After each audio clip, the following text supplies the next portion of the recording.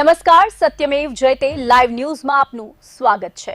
વડોદરાના અમિતનગર સર્કલ નજીકથી એક યુવકનો મૃતદેહ મળી આવતા વિસ્તારમાં ખળભળાટ મચી ગયો છે। યુવક સવારે નોકરી માટે ઘરેથી નીકળ્યો હતો, પરંતુ રાત સુધી પરત ન ફરતા પરિવાર ચિંતિત બન્યો હતો। પરિવારે મિત્રો અને સગા સંબંધીઓ પાસે શોધખોળ કરી હતી, છતાં યુવકનો કોઈ પત્તો લાગ્યો ન હતો। દરમિયાન અમિતનગર સર્કલ આગળ પેટ્રોલ પંપ નજીક યુવકનો મૃતદેહ મળ્યાની જાણ થતાં હરણી પોલીસ તાત્કાલિક ઘટના સ્થળે પહોંચી હતી। પોલીસે મૃતદેહનો કબજો લઈ પોસ્ટમોર્ટમ માટે મોકલી આપ્યો છે। હાલ અકસ્માત, આત્મહત્યા કે અન્ય કોઈ કારણથી મોત થયું છે કે કેમ તે દિશામાં તપાસ ચાલી રહી છે। પોસ્ટમોર્ટમ રિપોર્ટ આવ્યા બાદ જ યુવકના મોતનું સાચું કારણ સ્પષ્ટ થઈ શકશે।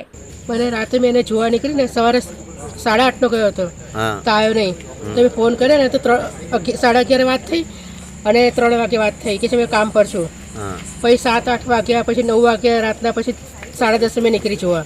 તો આ છોકરાઓ બધા બેઠા હતા, એમને પૂછ્યું તે કે અમને નહીં ખબર કે અત્યારે કે। તો પછી મેં થોડી વાત કરીને પાછી ગતી રહી। પછી 11 વાગે આવી। મેં 11 વાગે આવી તો મેં એને કીધું કે હજી તરીકે ફોન બી નહીં ઉઠાવતો। મેં કીધું તમારા લોકોનો ફોન ઉઠાવે છે? તો કે એ લોકો કહે છે કે મારો બી ફોન નહીં ઉઠાવતો કે। પછી ત્રીજી વખત આવીને તો પછી પેલા કાર્તિકે મને કીધું કે પેલા ડિક્કીભાઈએ કીધું છે કે ફોન નહીં ઉઠાવતો કઈ છે કે। તો પછી કે અમે લોકો ગોતવા જઈએ છીએ કે એને કે અમારો બી ફોન નહીં ઉઠાવતો, જે નોકરી કરે છે ત્યાં ગાડીથી ફોન આવ્યો કે ફોન નહીં ઉઠાવતો। તો પછી એ લોકો ગોતવા ગયા, પછી અહીં આવ્યા અને અહીં તો મેં જિંદગીમાં પહેલી વખત આવી છું। પછી મને કીધું કે ત્યાં ગાડી બેહોશ જેવો પડ્યો છે કે તમે ચાલો, તો મેં જોડે અહીં ગાડી આવી। મેં કોઈ તમને એવું કીધું કે બેહોશ જેવો પડ્યો છે? કાર્તિકે। કાર્તિક કોણ થાય છે? કાર્તિક કોઈ નહીં, એમાં મહેલાનો છે, ત્યાં ગાડીનો આણંદનગરનો છે। તમે કઈ રહો છો?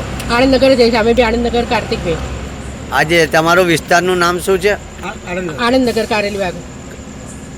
તમે કોણ થાવ છો છોકરાના? હોય હમણાં એક્સપાયર થઈ ગયો છે આ?